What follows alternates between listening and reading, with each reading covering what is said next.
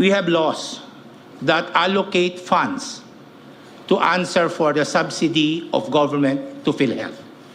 Mentioned earlier, sin taxes, etc., etc.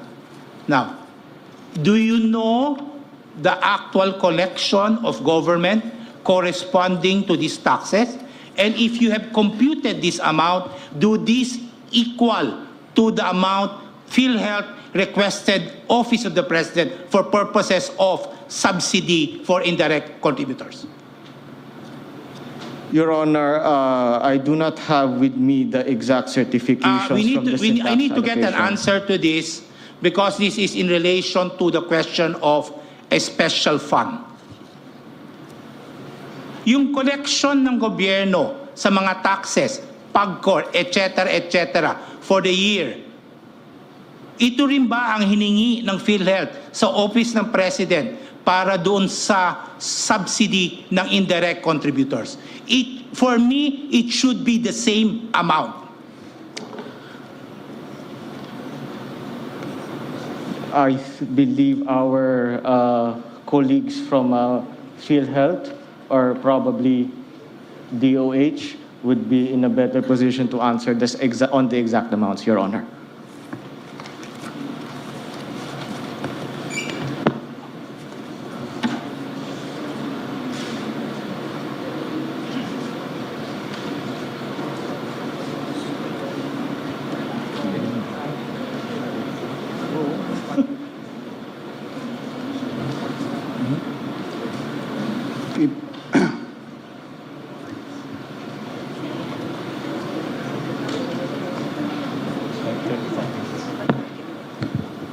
Good afternoon, Your Honor. Assistant Secretary Albert Domingo from the Department of Health. Yes, please. Thank you, Your Honor.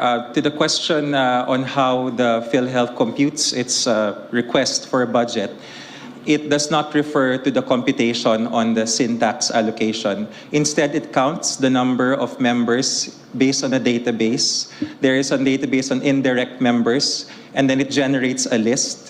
It enumerates the number. The exact number escapes me now, but this is the process. And then that number is submitted, multiplied by a factor, which is the premium rate, and then it is submitted to the Department of Budget therefore, Management. when you come up with your budget request for the subsidy, you don't actually consider the taxes being collected that Congress passed for purposes of subsidy for indirect contributors. That is correct, Your Honor. The budget is computed based on the need. So they're not following the law? You're not observing what the law requires? Your Honor, budget principles require that it's needs-based. If we will follow it based on the projected fund ceiling or availability, it might not match certain needs. Yes, I agree. It's based on needs. But the problem there is Phihealth limits the funding so that you don't address the needs, the health needs of the Filipino people. If you increase budget 200%, and I don't think the Filipino would not avail of that. You define your own limits.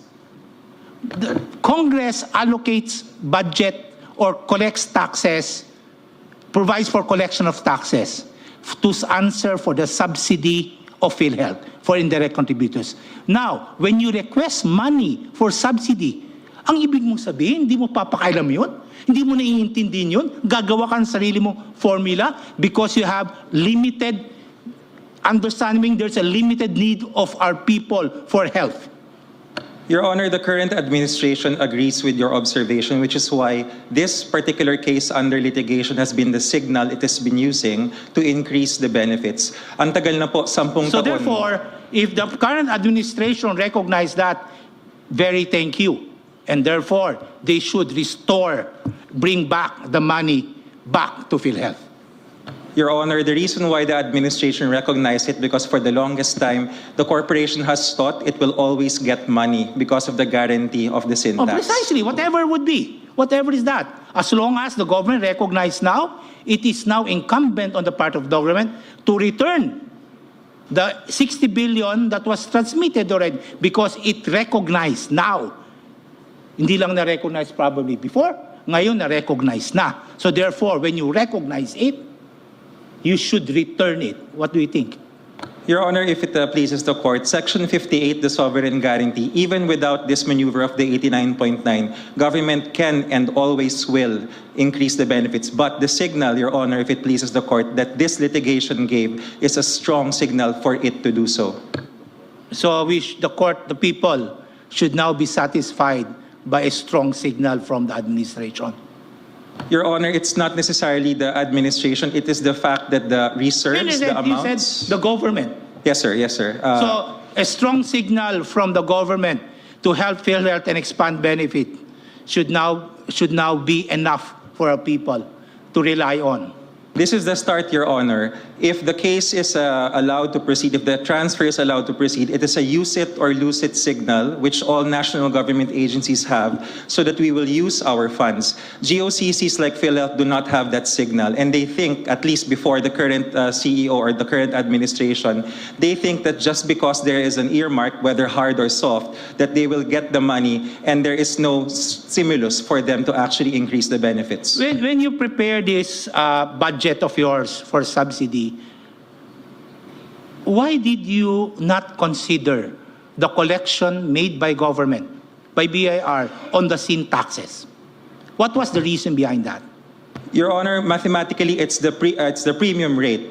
The way that the premium rate is determined, unfortunately, is not actuarially fair. It is not based on the spread of benefits that is due the Filipino people. Kulang po talaga yung binabayad ng Phihealth. 10% lamang po in 2024. Kaya dapat po talaga taasan. And mathematically, the only way to do this is to increase the benefit packages, which we are doing now. But the government collected taxes already, representing supposedly the subsidy. Why would government not transmit everything to Phihealth as originally intended? That is correct, Your Honor. Unfortunately, the receptacle to which this money can be transmitted cannot handle the amount of money because it's too small. So if it is correct, and the reason why it was not transmitted because of administrative matters or hindrances, you agree that this should go to Phihealth. It's a matter of spending it. So therefore, when government merely allocated this amount, probably substantially lower from the taxes that were collected, all of the balance should be given to Phihealth this year and prior years. It's just a matter of administrative absorption. Hindi lang kaya gastusin ng Phihealth. Kung hindi kaya gastusin ng Phihealth, ibigay sa Phihealth at utusan ng Phihealth, oy, taasan ninyo ang benefits nyo. Hoy, mag-hire kayo ng mga tao ninyo para magastos ito para sa health ng ating tao. Your Honor, if I may, 3 presidente na po ng Republika ang dumaan simula noong 2013 hanggang 2023. At siguro mahigit 10 mga presidente ng korporasyon. Ganun po lagi ang utos pero hindi po nangyayari until now. Probably it's time to overhaul Phihealth and change the board for not complying what the law requires. Hindi kasalanan ng tao yan. For not availing all of these benefits. Apparently, from your own words, kasalanan niya ng administrasyon, this administration, last administration, or the previous administration. At kasalanan niya ng Phihealth Board. Huwag natin pahirapan yung tao because nandyan naman yung pera. The money is there. Government will not giving it to Phihealth to serve as health benefits for our people. If I may, Your Honor, in fact, nung una pong oral arguments, iba po yung PCEO na humarap sa korting ito. At nung ikalawang oral arguments, ganun ho kabilis, iba na ho uli yung humarap na CEO. Kino-correct na po. Okay, so that's maybe a good point from Phihealth, but we cannot close our eyes for the past years na hindi nabigay in benefits. So in that case, maybe Phihealth can already request the President to return the money, the 60 billion that were transmitted to Phihealth, to the government for Anchor Program funds. Ibalik na yan sa Phihealth and Phihealth to expand its benefits, hire more people to answer for the needs of the health of our people. That will be all, Chief. Thank you. Thank you, Justice Ko. Your Honor, please, if I may raise a factual